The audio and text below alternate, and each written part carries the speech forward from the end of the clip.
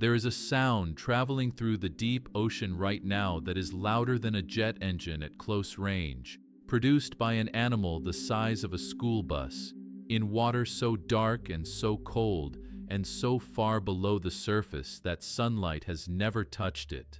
The sperm whale is the largest predator on Earth that hunts prey of significant size, and it does its hunting in the most extreme environment available to any air-breathing creature, 3 kilometers below the surface in permanent darkness at pressures that would crush an unprotected human body instantly, chasing animals with arms longer than the whale itself. And it finds them, reliably, in the dark, with a sound system in its enormous head that took evolution tens of millions of years to perfect. Tonight we will follow the sperm whale downward, through the biology of its extraordinary head, through the physics of its clicking sonar, through the social world of its matriarchal families, through the strange, slow intimacy of its sleep, and into the deep questions its existence raises about what a mind in the ocean can become. So let the room grow very still around you now. Let your breathing find its own slow rhythm, and descend with me into the dark water where the ocean's deepest hunter is already listening, already clicking, already descending towards something enormous waiting in the black below. The head that changed everything about hunting. The sperm whale's head is the most remarkable anatomical structure produced by mammalian evolution, and its proportions alone are enough to make any observer pause. In an adult male, the head constitutes roughly 1/3 of the animal's total body length, which in the largest males reaches 18 to 20 meters. The head is not simply large in an undifferentiated way. It is filled almost entirely with 2 oil-filled organs whose structure and function have been the subject of scientific debate and wonder for centuries, and whose true purpose was not properly understood until the second half of the 20th century. What resides inside the sperm whale's head is not brain. It is a biological acoustic apparatus of a sophistication that no other animal on Earth has independently evolved, and it is the reason the sperm whale can hunt in absolute darkness at depths that would be physiologically impossible for almost any other warm-blooded creature. The 2 main structures filling the sperm whale's head are called the spermaceti organ and the junk. The spermaceti organ is a large cylindrical sac running along the upper portion of the head, filled with a waxy, semi-liquid oil called spermaceti, which changes its physical properties, specifically its density and acoustic transmission characteristics, with temperature.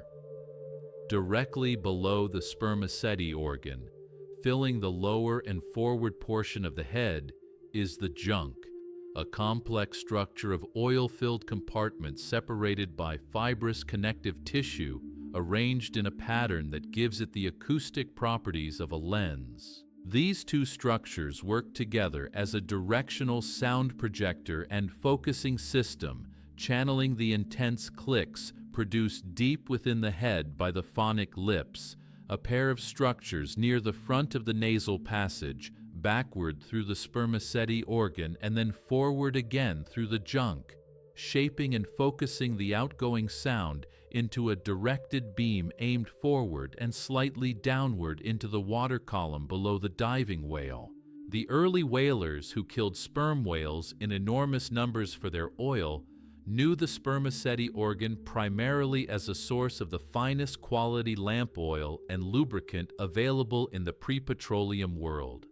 They did not know, could not have known, that the liquid they were rendering out of the whale's head was the medium of one of the most sophisticated biological sonar systems ever evolved.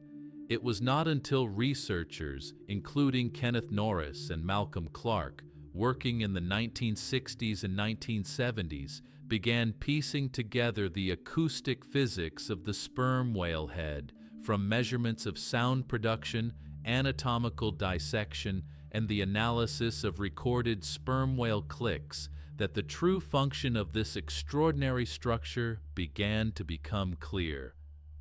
The spermaceti organ is not simply an oil reservoir. It is a precision acoustic instrument, and the whale that carries it is not simply a large diving mammal. It is a living sonar array operating in 3 dimensions in complete darkness. The size of the sperm whale head also carries implications for the animal's sensory world that go beyond simple sonar. The brain of the sperm whale, which is the largest brain of any animal on Earth in absolute terms, weighing approximately 7.8 kilograms in large adults, is housed in a relatively small cavity at the very back of the skull, behind and below the enormous acoustic apparatus. This positioning reflects the evolutionary priority of the acoustic system in the sperm whale's lifestyle. The head is fundamentally a sound machine, and the brain is what processes the information that sound machine produces. The neocortex of the sperm whale brain, the region associated in mammals with higher cognitive functions, shows an unusual degree of elaboration of a specific cell type called von Economo neurons, which in other mammals, including humans and great apes, have been associated with social cognition and self-awareness.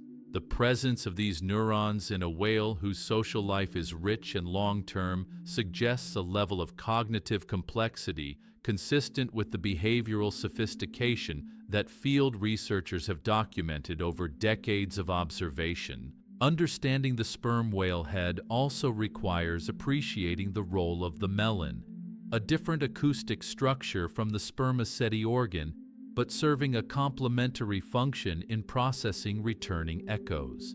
In other toothed whales and dolphins, the melon is the primary sound-focusing structure for outgoing clicks. In the sperm whale, its function is less clearly understood, but some researchers believe it plays a role in channeling returning echo information toward the lower jaw, where a fat-filled acoustic channel conducts sound efficiently from the jawbone to the inner ear.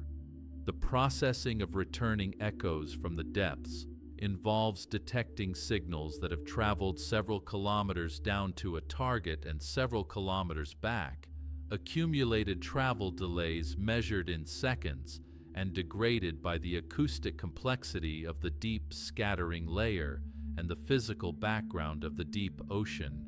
That the sperm whale can extract useful target information from these delayed, degraded echo signals and can do so while swimming, clicking, and managing its own physiological state in a deep dive is a testament to neural processing capacities we are still working to fully characterize. There is one more aspect of the sperm whale's head that deserves attention before we move forward, and that is the role of the head's enormous mass in the diving mechanics of the animal.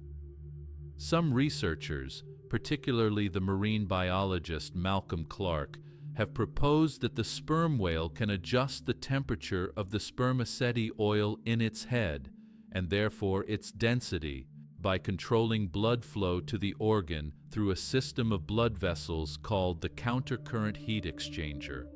Cooling the spermaceti oil would increase its density, making the forward portion of the whale negatively buoyant and potentially reducing the muscular effort required to maintain depth during a dive or to begin a descent. Warming it would reduce density, providing positive buoyancy to assist ascent. If this mechanism works as proposed, the sperm whale's head is simultaneously a sonar array, a sound projector, and a buoyancy control device, a single anatomical structure performing 3 major functions in the world's most extreme mammalian foraging environment. No other animal carries anything remotely like it. A click louder than almost anything alive. The clicks produced by the sperm whale are the loudest sounds made by any animal on Earth. In the wild, source levels of sperm whale clicks have been measured at approximately 236 decibels, reference to 1 micropascal at 1 meter, a figure that requires context to appreciate. The decibel scale is logarithmic, and the reference unit used for underwater sound is different from the one used for airborne sound, making direct comparisons tricky. But translating the numbers into a more intuitive frame, a sperm whale click at close range in the water would exceed the acoustic intensity of a rifle shot heard at 1 meter distance in air by a considerable margin. At distance in the water column, these clicks can be detected by hydrophones many kilometers away, and their directional beam means that the full intensity is concentrated forward along the whale's axis rather than radiated in all directions. The physics of how this sound is produced within the whale's head involves a series of acoustic reflections that amplify and shape the initial click generated at the phonic lips. When the phonic lips produce a click, the sound travels backward through the spermaceti organ, reflects off the front wall of the skull, which has a concave, dish-shaped surface that acts as an acoustic mirror, then travels forward through the junk, which focuses it into a directed beam. The time delay between the initial click and the skull-reflected version, which is very brief due to the speed of sound in the oil of the spermaceti organ, produces a characteristic double pulse structure in the recorded click that allows researchers to calculate the length of the spermaceti organ from the timing of the 2 pulses. This reverse engineering of anatomy from acoustics has been one of the tools used to study sperm whale populations without the need to kill any animals, a methodological advance of considerable practical importance given the conservation status of the species. The clicks serve multiple functions beyond echolocation, and disentangling these different acoustic roles has been one of the more productive research areas in cetacean biology over the past several decades. For echolocation during foraging dives, sperm whales produce rapid series of clicks called buzz trains at close range to a prey item, increasing click repetition rate as target range decreases, similar in principle to the terminal buzz produced by echolocating bats during insect capture.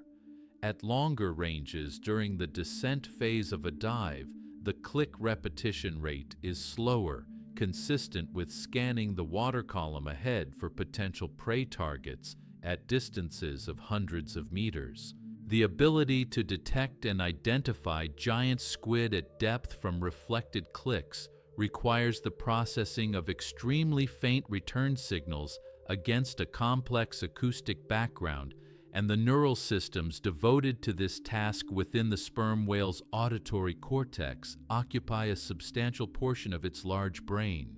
Beyond echolocation, sperm whales produce a different category of click pattern called codas, which are stereotyped rhythmic sequences of clicks exchanged between individuals during social interactions at the surface and during shallow dives. Codas are not used for echolocation. They appear to function as contact and identity signals, analogous in some ways to the vocal signatures discussed in other species. Different groups of sperm whales, what researchers call vocal clans, share distinctive coda repertoires, and the coda repertoire of a group appears to be culturally transmitted, learned by young animals from older group members, and maintained with remarkable consistency across generations. Researcher Hal Whitehead and his colleagues, who have conducted the most extensive long-term studies of sperm whale social structure and acoustics, have documented that the vocal clan boundaries in sperm whale populations in the Pacific correspond to the cultural and social grouping boundaries of those populations, suggesting that the coda repertoire functions as a marker of cultural identity and group membership in a way that has no close parallel in any non-human species other than humans themselves. The relationship between the click and the world the whale builds from it is worth dwelling on briefly. An echolocating sperm whale at depth is not passively receiving echoes. It is actively constructing a three-dimensional acoustic image of the water column around it, interpreting the returning information through neural systems that have been shaped by millions of years of selection for exactly this task. The acoustic image that a sperm whale builds from its clicks probably contains information about target range, size, shape, and possibly even internal structure, because sound penetrates the tissue of soft-bodied animals like squid and reflects from their internal structures in ways that produce distinctive echo signatures. Some researchers have speculated that the sperm whale may be able to distinguish different squid species by their acoustic signatures at depth, effectively identifying its prey before making the final approach. Though confirming this level of acoustic discrimination in a free-ranging, deep-diving whale is methodologically very difficult, there is a detail about sperm whale clicks that sits at the intersection of acoustics and social behavior, and that has attracted considerable scientific and popular interest. When sperm whales are engaged in social interactions at the surface, the clicking exchanges between individuals can become highly synchronized, with individuals apparently listening to each other's codas and inserting their own in coordinated patterns that researchers describe as conversational in structure.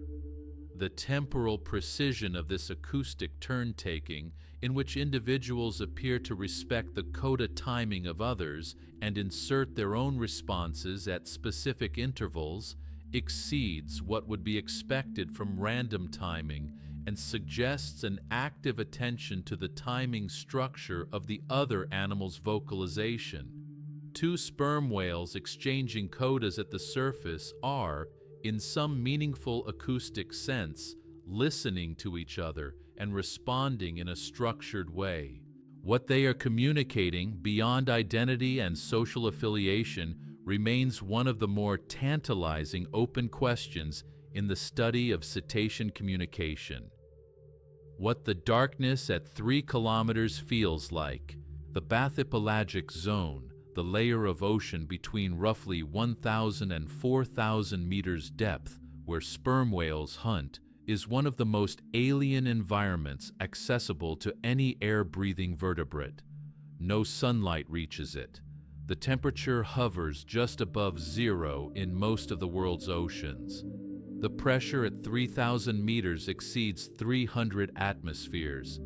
There is no day or night in the conventional sense, no seasonal light cycle, no visual information of any meaningful intensity. The primary sensory modality available for navigation and prey detection is sound, which propagates with great efficiency in the cold, dense water, and which the sperm whale has evolved over tens of millions of years to exploit at a level of sophistication unmatched in the deep ocean. When a sperm whale descends below 1,000 meters, it enters a world that is, for most intents and purposes, entirely acoustic. The pressure at these depths poses physiological challenges that the sperm whale's body has been shaped to handle through a series of adaptations that span multiple organ systems simultaneously. The lungs, unlike those of a human diver, are designed to collapse at depth rather than maintaining their surface volume under pressure. As the whale descends and pressure increases, the alveoli of the lungs, the tiny air sacs where gas exchange occurs, progressively collapse, pushing the remaining air into the bronchi and trachea, where gas exchange cannot occur. This collapse is not injurious because the lung tissue is sufficiently flexible and the ribs and sternum sufficiently compliant to accommodate the volume reduction without structural damage. The chest wall essentially flattens against the collapsed lungs as pressure increases, and the whole thoracic volume decreases in proportion to the increasing hydrostatic pressure. The whale arrives at depth with lungs that are no longer functional as gas exchange organs, running entirely on the oxygen stored in its blood and muscles before the dive began. The oxygen stores available to a deep-diving sperm whale are substantially larger than those of a similarly sized terrestrial mammal, reflecting decades of selection for extended breath-hold diving. The blood volume of a sperm whale is proportionally larger than that of land mammals, and the concentration of hemoglobin in that blood is higher, giving each liter of blood a greater oxygen-carrying capacity. The muscle tissue is saturated with myoglobin to an extent that gives sperm whale muscle a deep, almost black color when freshly exposed, a visual sign of the enormous oxygen storage capacity within it. The spleen, which in diving mammals serves as a reservoir of oxygen-rich red blood cells that can be released into the circulation at the start of a dive, is proportionally very large in sperm whales. Together, these stores allow the sperm whale to sustain aerobic metabolism in its brain, heart, and swimming muscles for dive durations that can exceed 90 minutes, a feat that would be physiologically impossible without the accumulated effect of all these adaptations working in concert. The thermal environment at depth also presents a challenge for a warm-blooded animal whose core body temperature must be maintained around 36 to 37 degrees Celsius in water that may be close to zero. The sperm whale's blubber layer, which can be up to 35 centimeters thick in some parts of the body, provides the primary thermal insulation, and the countercurrent heat exchange systems in the flippers and flukes prevent excessive heat loss through the extremities. During a long, cold dive, the metabolic heat generated by the swimming muscles helps maintain core temperature, and the dive response that reduces blood flow to peripheral tissues and non-essential organs further limits heat loss from the body surface. By the time the whale surfaces after an hour or more at 3 kilometers depth in near freezing water, its core temperature remains within the normal range, a thermoregulatory performance made possible by the combined effect of insulation, heat recovery, and metabolic heat generation across the dive. The navigation required to find prey in complete darkness across the three-dimensional expanse of the bathypelagic zone is accomplished entirely through sound. Before descending, the sperm whale has no visual information about what lies below, and during the descent, until it begins generating return echoes from potential prey, it is operating essentially blind in the acoustic as well as the visual sense.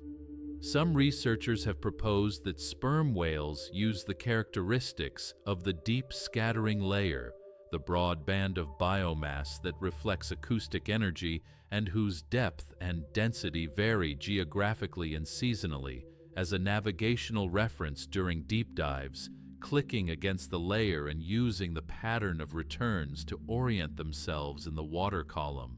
Others have suggested that the large-scale topography of the seafloor, detectable through echoes from the bottom in relatively shallow areas, provides navigational information that complements the prey detection function of the sonar. The deep ocean is not, acoustically, an undifferentiated void. It has structure, and the sperm whale appears to read that structure. One of the more recently documented aspects of sperm whale deep diving is the behavior of the whale during the bottom phase of the dive, when it is at maximum depth and presumed to be actively hunting. Analysis of acoustic recordings from tagged sperm whales has revealed that the clicking patterns during the deepest parts of dives show the characteristic acceleration of click rate associated with close-range prey targeting, indicating that successful prey contacts are often occurring near the bottom of the dive profile rather than during the descent or ascent phases. The whale descends clicking, apparently scanning the water column below, and the hunting itself occurs at depth during a period of intense acoustic activity. The ascent is typically more passive, with reduced clicking, as the whale returns toward the surface with whatever prey it has caught in its jaws. The sequence, descent with scanning, terminal attack at depth, passive ascent, has been reconstructed from tag data and paints a picture of a hunting strategy calibrated precisely to the acoustic and physical structure of the deep ocean environment. The giant squid at the other end of the click. The primary prey of deep-diving sperm whales is squid, and while many squid species of various sizes appear in sperm whale diets, it is the largest of them. The giant squid Architeuthis dux and the colossal squid Mesonychoteuthis hamiltoni that have captured the most human imagination and that represent the most formidable prey taken by any toothed whale. Giant squid can reach total lengths of 13 meters, including the tentacles, with mantle lengths of up to 2 meters and eyes that are the largest of any living animal, approximately 30 centimeters in diameter, thought to be an adaptation for detecting the bioluminescence of predators in the deep ocean. The colossal squid, less well known than its more famous relative, is thought to be heavier, if not quite as long, with hooks on its suckers rather than the toothed suckers of the giant squid, making it a formidable opponent for any animal attempting to subdue it.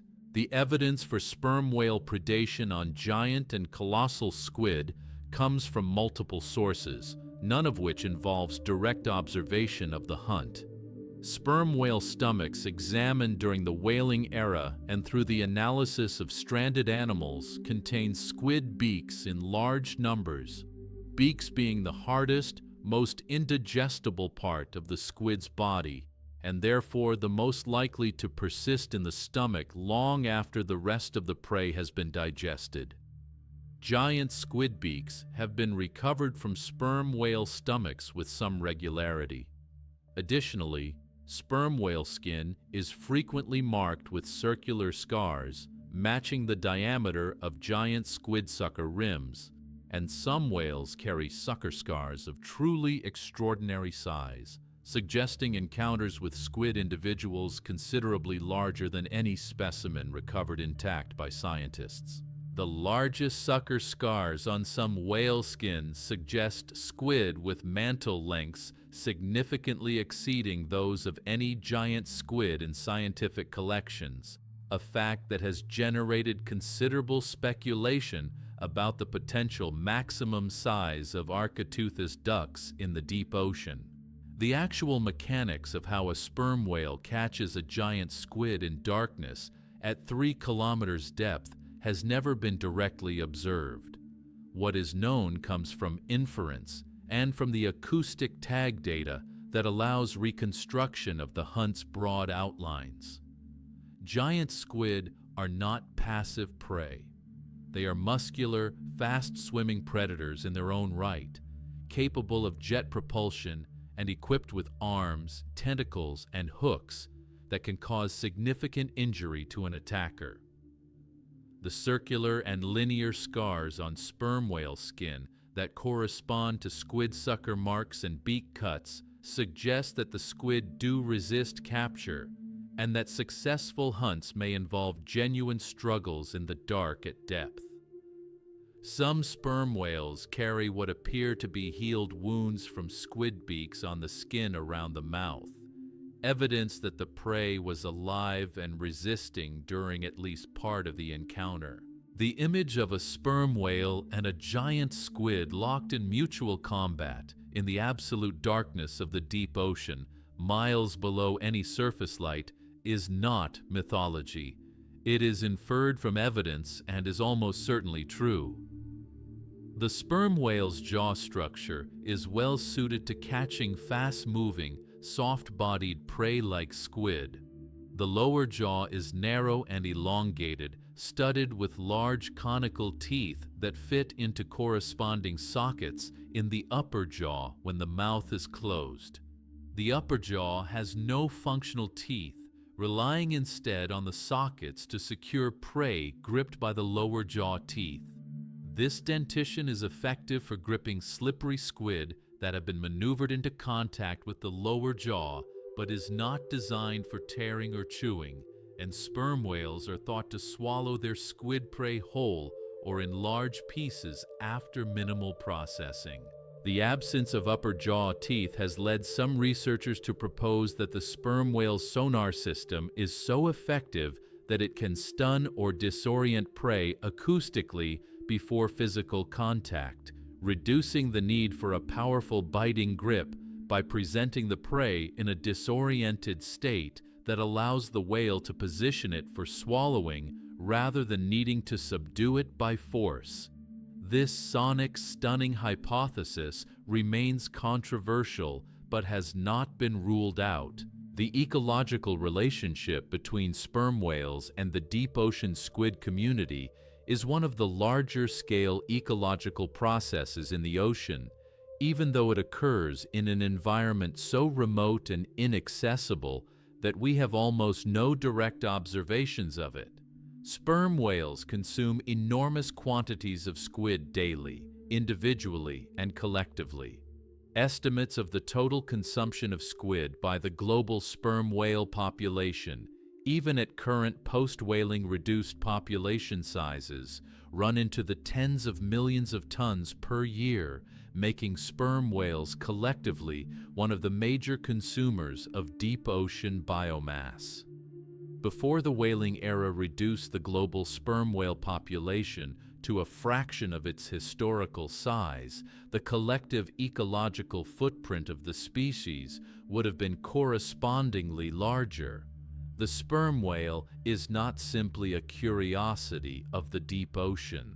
It is a major force in the deep ocean's energy budget, processing biomass from the bathypelagic zone and returning nutrients to the upper ocean through its fecal plumes at the surface in a deep-sea version of the nutrient cycling performed by baleen whales in the productive surface waters. One connection between the squid hunt and sperm whale biology that has attracted particular scientific and commercial interest is the production of ambergris. This substance, which forms in the intestines of sperm whales around indigestible squid beaks and hardened fecal material, is a waxy, fragrant compound that was historically among the most valuable materials in the world, used as a fixative in perfumery and valued at prices exceeding its weight in gold at various points in history. Ambergris is found either in the intestines of dead whales or as floating masses in the ocean, occasionally washing ashore. Its formation appears to be a response to the mechanical irritation of accumulating squid beaks, which the intestine encapsulates in a waxy secretion that gradually consolidates into the distinctive material. A single large piece of ambergris found in the intestine of a sperm whale can be worth hundreds of thousands of dollars on the current market, making the sperm whale's digestion of its squid prey one of the more unexpectedly valuable biological processes in the ocean economy. The matriarchy that has no equal among whales. Sperm whale society is organized around the female, and the structure that emerges from this organization is unlike that of any other whale species and unlike most social structures in the mammalian world. Female sperm whales and their young live in stable multi-generational groups of roughly 10 to 20 individuals, centered on matrilineal relationships, mothers and daughters, and sisters and cousins, remaining together in a group that persists for decades. Within these groups, behavioral interactions are frequent, complex, and clearly differentiated by individual identity and relationship. The older females in the group carry knowledge of foraging areas, migration routes, and environmental patterns accumulated across lifetimes that can exceed 60 years, and this knowledge is accessible to younger group members through a combination of direct behavioral transmission and the social learning that occurs within the closely bonded group. The bonds within sperm whale female groups are maintained through social behaviors that have been documented by researchers including Hal Whitehead, Shane Giro, and their colleagues who have spent years on the water in the Pacific and Atlantic following individual groups and recording behavioral data with a level of detail that has allowed genuine insights into sperm whale social structure. Physical contact between group members is frequent and appears socially bonding rather than merely incidental. Sperm whales rub against each other, touch with their flippers, and engage in what observers describe as social rubbing and contact behavior at the surface between dives. These contacts occur preferentially between individuals who also share frequent proximity and synchronized diving patterns, suggesting that they reinforce social bonds between specific pairs or subsets rather than occurring randomly across all group members.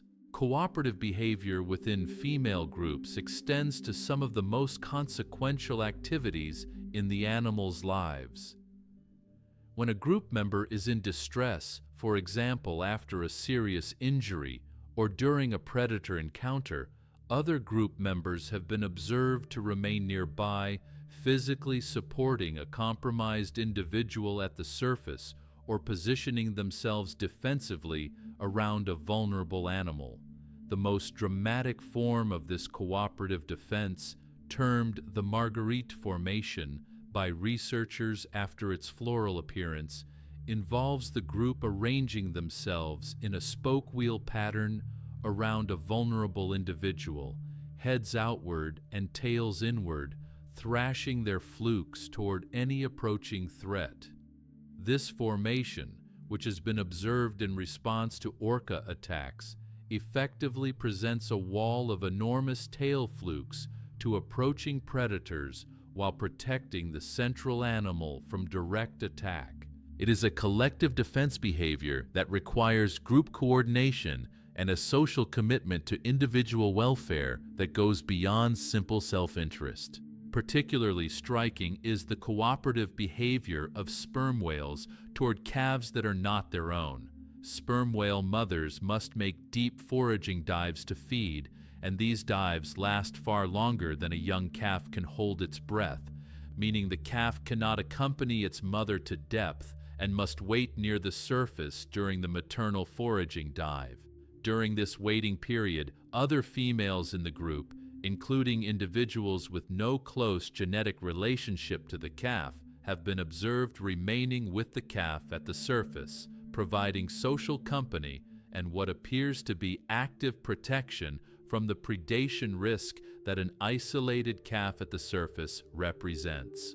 This allomothering behavior, caring for young that are not one's own offspring, has been documented in many mammalian species, but is particularly well developed in sperm whales, given the specific diving physiology that makes the mother unavailable to her calf for extended periods. The role of the oldest females in sperm whale groups deserves particular attention because it appears to parallel the role of matriarchs in elephant societies in ways that have interested researchers from both fields.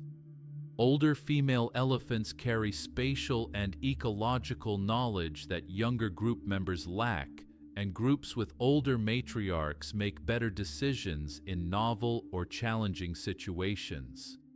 Evidence has accumulated from long-term sperm whale studies that older female sperm whales play a similar knowledge-carrying role with groups' behavioral decisions appearing to be influenced by the presence and behavior of the most experienced individuals.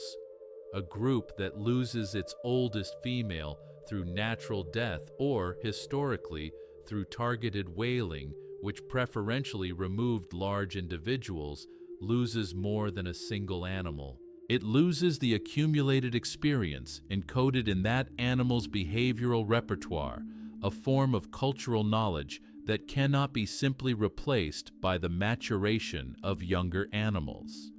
The male sperm whale leads a fundamentally different life from the females. Adult males are substantially larger than females, reaching nearly twice the body length and more than 3 times the mass in the largest individuals, a degree of sexual dimorphism unusual among cetaceans and reflecting a history of intense male competition for mating access to females. Young males leave their birth groups at around 6 years of age and spend their subsequent lives in a more solitary and nomadic existence, ranging toward the higher latitudes, both poles, to feed in the productive cold waters there.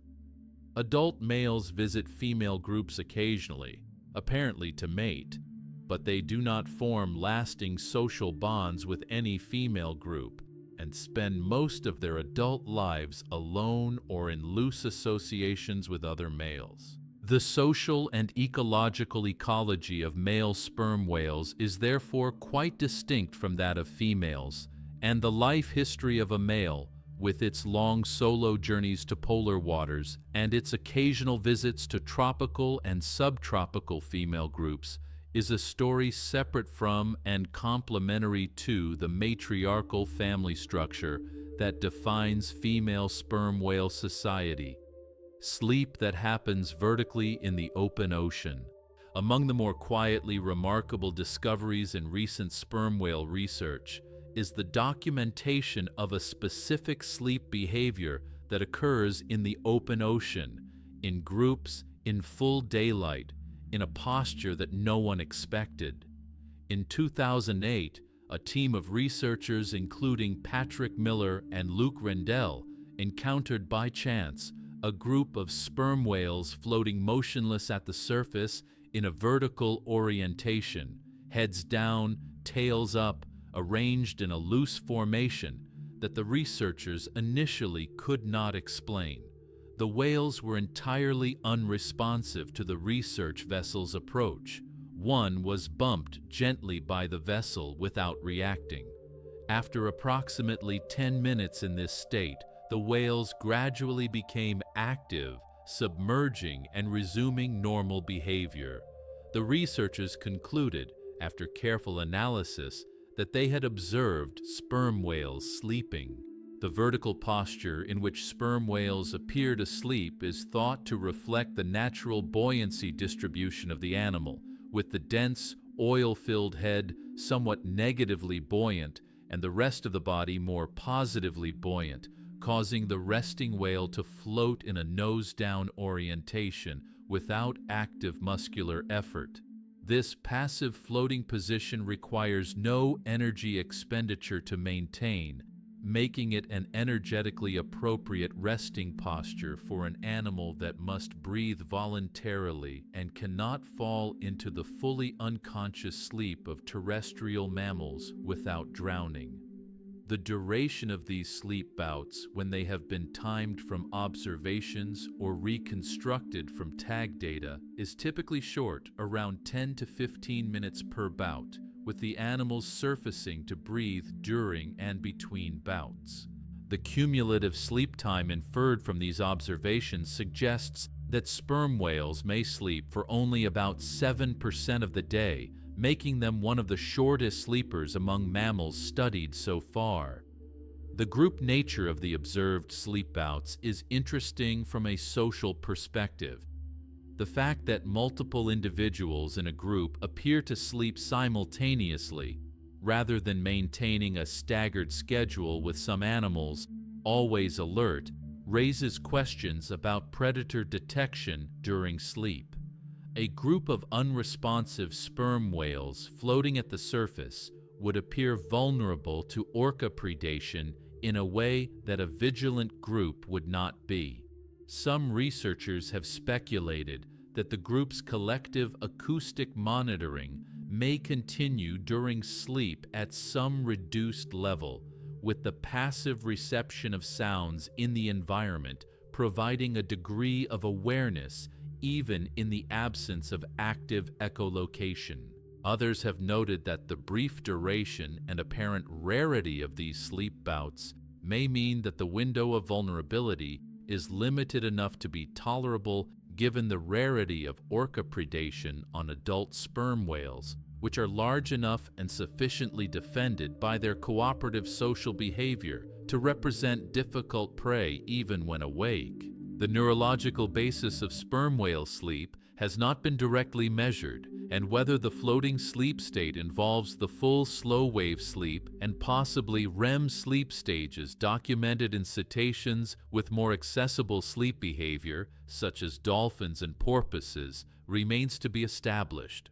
What is known from studies of dolphin sleep, which can be conducted more easily in captive settings, is that cetaceans are capable of unihemispheric sleep, in which one brain hemisphere at a time enters a sleep-like state while the other remains alert, allowing the animal to continue swimming, breathing, and monitoring the environment during rest. Whether sperm whales use this same strategy, or whether their unusually brief and apparently synchronized group sleep bouts represent a different approach to the problem of voluntary breathing and predator vigilance during rest, is an open research question.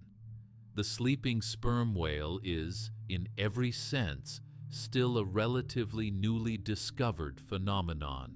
The timing of sperm whale sleep bouts appears to favor early afternoon hours in the studies conducted so far, a pattern that may reflect the daily activity cycle of the group.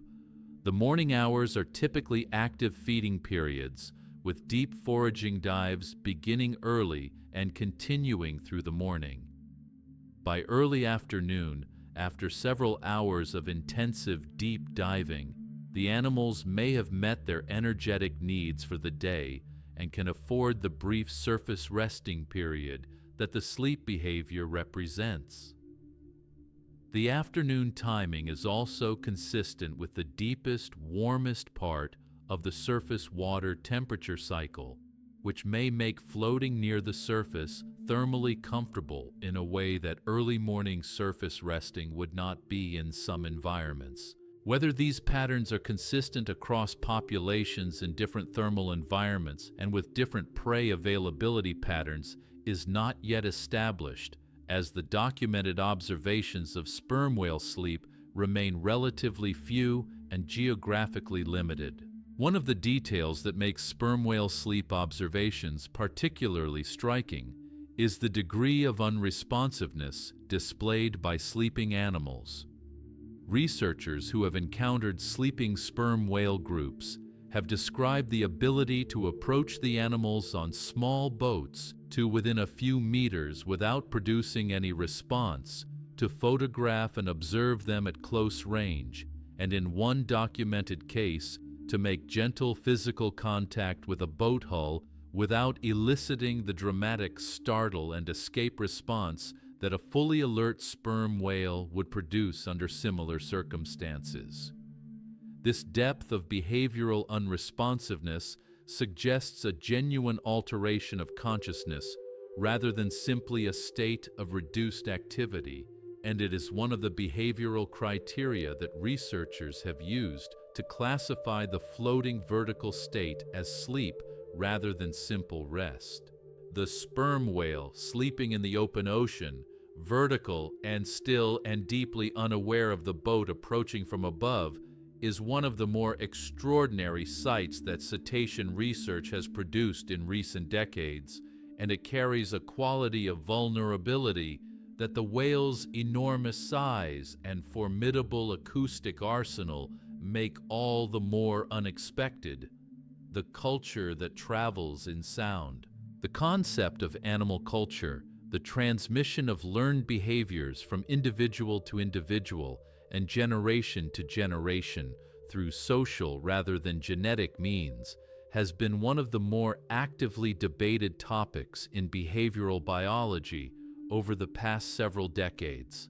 And the sperm whale, through the work of Hal Whitehead and colleagues who have spent careers following and studying free-ranging groups in the Pacific and elsewhere, has emerged as one of the clearest and most convincing cases for the existence of culture in a non-human species. The evidence comes primarily from the coda repertoires discussed earlier. The distinctive patterns of rhythmic clicks that different groups use as social signals, and that differ systematically between groups sharing the same ocean space in ways that cannot be explained by genetic differences, environmental differences, or random variation. The differences are cultural, transmitted through learning, and maintained across generations of group members. The sperm whale coda system has been studied most extensively in the eastern tropical Pacific, where Whitehead and his colleagues have followed multiple groups over extended periods and accumulated enough data to draw conclusions about the social and cultural structure of the population. In this population, groups can be assigned to one of several vocal clans, each clan sharing a specific coda repertoire that differs from those of other clans. The clan boundaries are not geographic.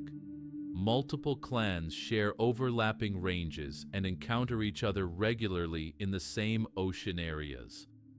The differences in coda repertoire correlate with differences in other behavioral patterns, including diving behavior, group size preferences, and possibly foraging strategies. The vocal clan is, in this framework, something like an ethnic group or a cultural community, a set of individuals who share learned behavioral practices maintained through social transmission that distinguish them from other groups sharing their physical environment. The mechanism by which coda repertoires are transmitted from older to younger animals appears to be social learning during the extended period of close association between calves and their mothers and other group members. Calves produce coda-like vocalizations at early ages, and their call patterns gradually converge over the first years of life toward the repertoire of the group they are born into. This process of vocal convergence through learning has been documented in recorded sequences from identified calves over their first years, and the trajectory of change is consistent with an active learning process rather than genetic maturation toward a fixed pattern. A calf born into one vocal clan and subsequently transferred, hypothetically, to a group of a different clan would presumably develop the coda repertoire of its adoptive group rather than the one associated with its birth group, though this specific experiment has obviously never been conducted and its outcome would be predicted on the basis of more indirect evidence. The cultural differences between sperm whale vocal clans extend beyond their call repertoires into behavioral domains that have ecological significance. Whitehead's research has identified differences between clans in foraging success, measured by the ratio of successful deep diving bouts to total diving time, in ways that suggest the clans differ in their knowledge of where and how to find prey. If these differences in foraging knowledge are transmitted culturally rather than determined genetically or environmentally, then the cultural traditions of a vocal clan carry information about how to survive and feed successfully in their shared environment, information that takes generations to accumulate and that could not be quickly recreated if a clan's experienced members were removed. This has implications for understanding the ecological consequences of historical whaling, which targeted the largest animals, often the most experienced and knowledgeable individuals, and may therefore have damaged the cultural as well as the demographic fabric of sperm whale populations. The sperm whale's coda culture also has implications for how we think about the relationship between cognition and culture. The maintenance of a distinct coda repertoire across generations requires that individual animals recognize the calls of their group members, reproduce those calls with sufficient fidelity to maintain the group's repertoire, and preferentially associate with individuals who share their repertoire. This in turn requires acoustic memory, vocal learning ability, social identity recognition, and social preferences calibrated to cultural group membership. The combination of these cognitive capabilities in an animal also equipped with the largest brain of any creature on Earth, with the acoustic sophistication to echolocate in 3 dimensions in absolute darkness, and with the social complexity of a multi-generational matriarchal society, suggests a cognitive profile of a richness and depth that researchers are still working to fully appreciate. The sperm whale is not simply a large animal with a loud click. It is a culturally sophisticated, socially complex, cognitively capable animal whose full nature we have only recently begun to see clearly. The ocean changed when the hunters came. The sperm whale's story cannot be told honestly without addressing what happened to it in the 18th, 19th, and 20th centuries, when human hunting transformed the species from one of the most abundant large predators in the global ocean into a dramatically reduced population, still recovering from one of the most intensive, sustained wildlife harvests in human history. The sperm whale was the primary target of the global whaling industry during its peak period, sought primarily for the spermaceti oil in its head and the sperm oil rendered from its blubber, both of which were the finest lubricants and lamp fuels available before petroleum became the dominant energy and industrial resource. At the height of the Yankee whaling era in the mid-19th century, hundreds of vessels sailed from ports in New England and elsewhere, specifically to hunt sperm whales across every ocean, killing tens of thousands of animals per year and transforming the species' population structure in ways whose ecological and social consequences we are still assessing. The historical abundance of sperm whales before commercial hunting began is difficult to estimate precisely because no systematic population surveys were conducted before the hunting era. Researchers have used a combination of historical logbook data from whaling vessels, which recorded catch locations and numbers in considerable detail, and population models based on estimated catch rates and known biological parameters to reconstruct pre-whaling population sizes.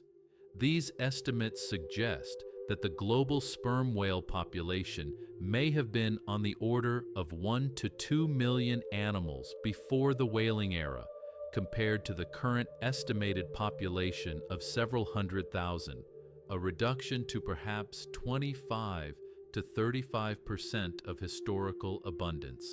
In some parts of the range, particularly in the productive waters of the Pacific that were most intensively hunted during the 19th and 20th centuries, the reduction may have been even more severe. The introduction of modern whaling technology in the late 19th and early 20th centuries, specifically the explosive harpoon fired from a cannon mounted on a steam-powered catcher vessel, dramatically increased the efficiency of sperm whale hunting. The Yankee whalers who hunted from small boats with hand-thrown harpoons had been effective enough to significantly reduce Atlantic and Pacific populations over the course of a century.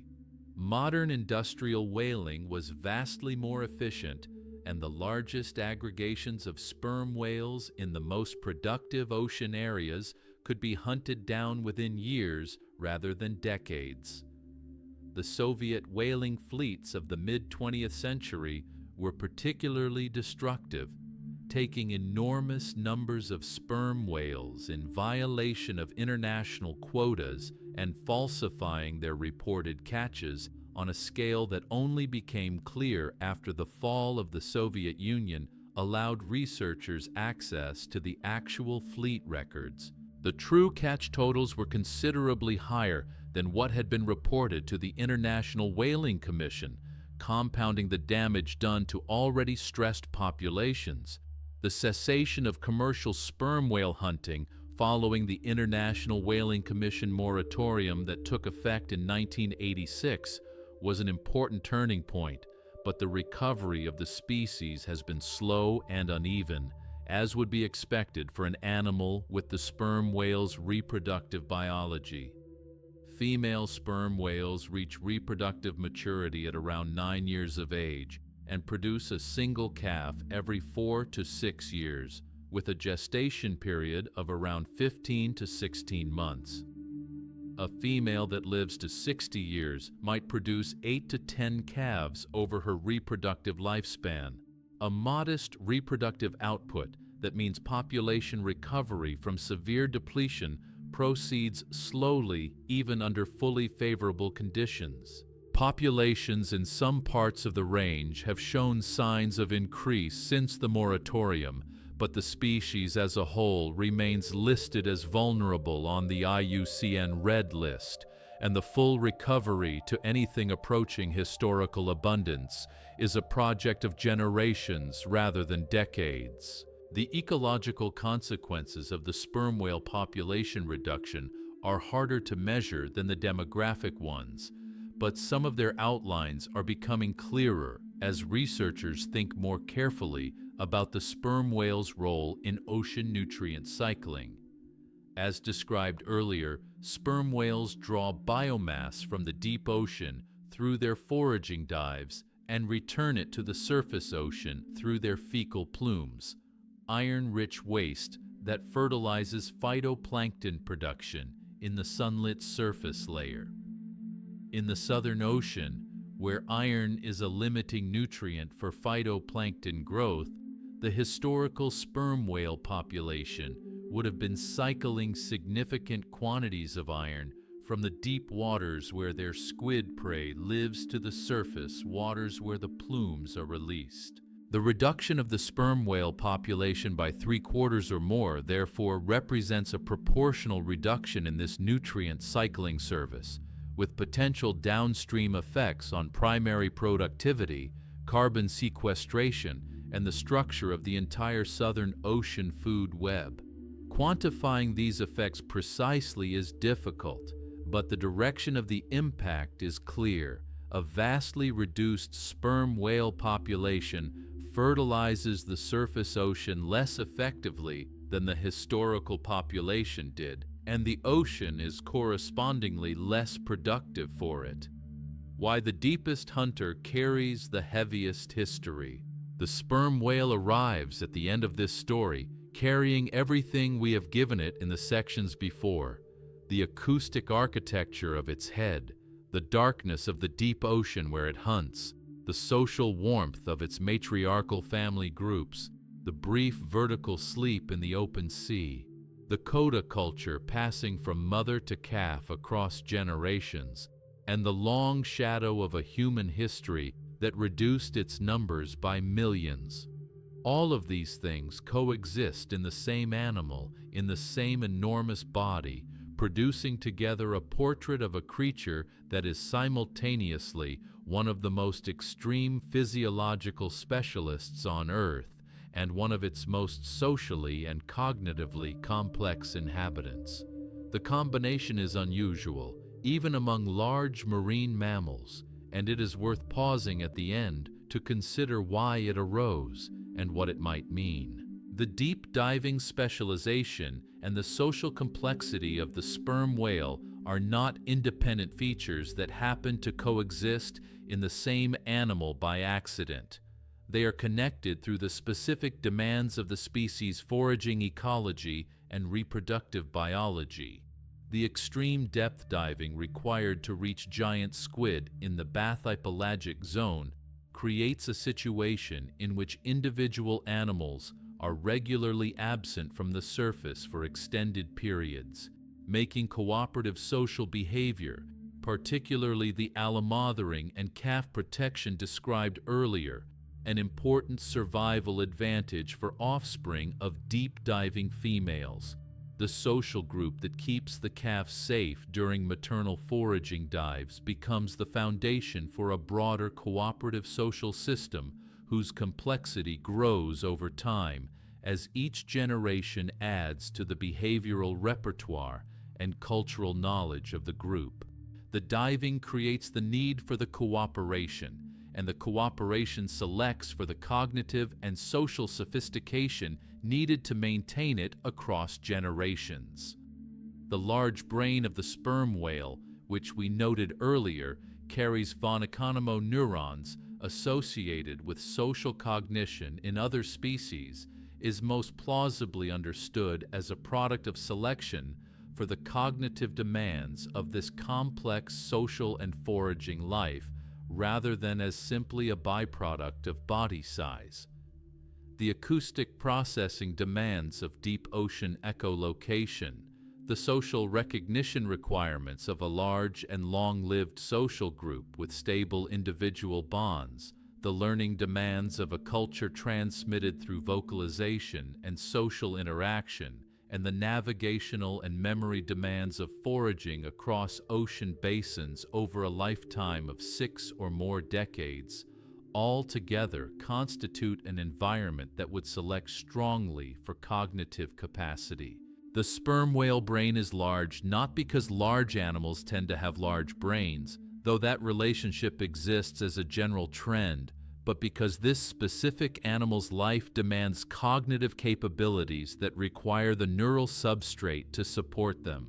Thinking about the sperm whale in this integrative way, as an animal whose most extreme physical specializations and most sophisticated behavioral capabilities are connected through the specific demands of a particular ecological niche, also provides a framework for thinking about its vulnerability. An animal this specialized for a particular set of environmental conditions, acoustic transmission in cold, deep water, the presence of large squid at depth, the stability of matrilineal social groups across generations, is potentially vulnerable to disruptions of any of those conditions. The introduction of intense low-frequency noise into the deep ocean from shipping and military sonar activity affects precisely the acoustic environment that the sperm whale's entire foraging and communication system depends on.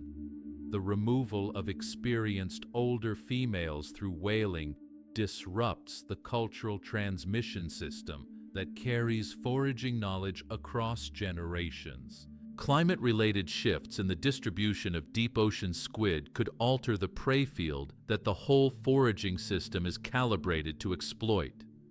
The sperm whale's extraordinary specializations, which made it the supreme hunter of the deep ocean, also make it specifically vulnerable to disruptions that a more generalist animal could absorb more easily. And yet the sperm whale continues. In every ocean where it was hunted to the edge of local extinction, some individuals survived, social groups persisted, the coda repertoires were maintained in diminished populations, and the deep diving continued in the dark water below the reach of the vessels that had decimated the population above. The species showed, in the face of the most intensive, sustained hunting pressure applied to any large whale, a resilience that reflects both the physiological robustness of its deep ocean specializations and the social robustness of its matriarchal culture. Recovery is slow, as it must be for an animal with a 5-year inter-calf interval and a 15-month gestation. But it is occurring, and in the deep waters of every ocean where sperm whales survive, the clicking continues, the culture is being transmitted, the calves are being born and protected by allomothers, and the ancient extraordinary project of being a sperm whale proceeds in the dark, largely beyond our observation, as it has for the past 20 million years.